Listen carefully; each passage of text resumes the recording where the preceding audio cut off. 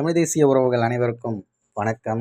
சற்று முன் முதல்வர் விஜய் அவர்களை எதிர்த்து அண்ணன் சீமான் எனும் தலைப்பில் இந்த காணொலியை நம்ம காண இருக்கோம்.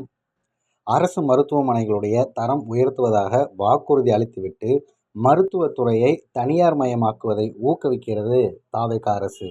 இந்த குற்றச்சாட்டு கிடையாது, இது உண்மை. இதற்கு மிக கடுமையாக அண்ணன் சீமான் அவர்கள் ஒரு அறிக்கை பதிவு செய்திருக்காரு. விஜய் அவர்களுக்கு எதிராக புதிதாக 8000 மருத்துவமனைகளை திறப்பதற்கு இணையம் வாயிலாக விண்ணப்பித்தாலே தற்காலிக அனுமதி வழங்கப்படும் எனும் தாவேக அரசுடைய அறிவிப்பு அதிர்ச்சி அளிக்கிறது. அரசு ஆரம்ப சுகாதார நிலையங்களின் தரம் உயர்த்துவோம் எனவும் கிராம மருத்துவமனைகளை நவீனமாக்குவோம் அப்படின்னு தேர்தலில் வாக்குறுதி அளித்துட்டு இப்போது மருத்துவத்துறையில் கண்மூடித்தனமாக தனியார் மயமாக்குவதை ஊக்குவிப்பது அரசின் செயல்பாடாக வாக்கு செலுத்தி ஆட்சி அதிகாரத்தில் ஏற்றி வைத்த மக்களுக்கு செய்யும் ஜனநாயக துரோகமாகும்.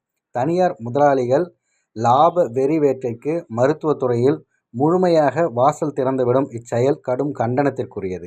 இணையம் வாயிலாக விண்ணப்பித்தாலே தற்காலிக அனுமதி வழங்கப்படும் எனவும் ஆய்வுக்கு பிறகு நிரந்தர அனுமதி வழங்கப்படும் எனவும் குறிப்பிட்டிருப்பது மருத்துவத்துறையின் சீர்கேடுகள் நிலவவே வழிவகுக்கும். அரசு மருத்துவமனையின் குறைபாடுகளையும் போதாமையையும் சிக்கல்களையும் தீர்த்து அவற்றை தரம் உயர்த்துவதற்கு முயற்சி எடுக்காமல் 8000 தனியார் மருத்துவமனைகள் இப்போது திடீர் அனுமதி எதற்கு?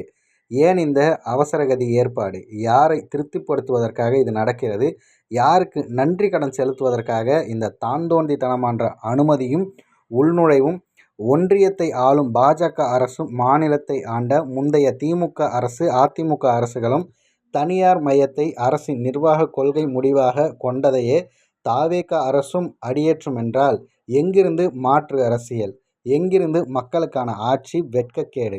ஆகவே மருத்துவத்துறையில் தனியார் மயமாவதை கட்டற்று ஊக்குவிக்கும் போக்கை கைவிட்டு அரசு மருத்துவமனைகளையும் ஆரம்ப சுகாதார நிலையங்களின் தரம் உயர்த்தி வெகு மக்களுக்கு தரமான மருத்துவமனை கிடைப்பதை உறுதி செய்ய வேண்டும் என நாம் தமிழர் கட்சியின் தலைமை ஒருங்கிணைப்பாளர் செந்தமிழன் சீமான் அவர்கள் அறிக்கை மூலம் வெளியிட்டிருக்காரு. அண்ணன் சீமான் அவர்களுடைய இந்த அறிக்கை பற்றி உங்களது பார்வைகள் என்னங்கிறத பின்னூட்டத்தில் பதிவிட்டு விடுங்கள்.